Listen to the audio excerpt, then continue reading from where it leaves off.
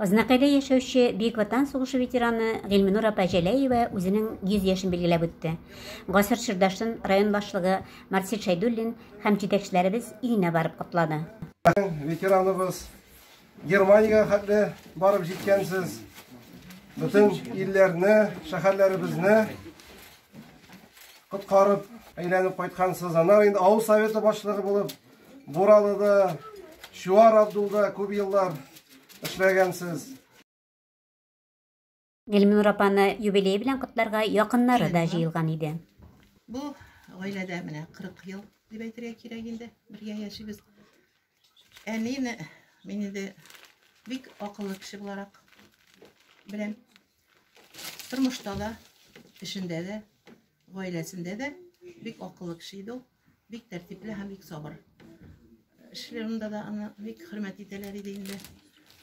Бөтен авыл халкы аңа киңәшкә йөри торган булган.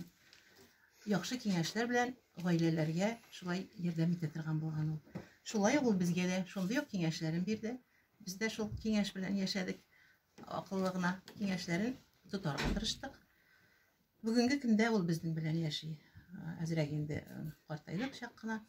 Шулай да ул бик акыллы килеш калды, сабыр килеш калды.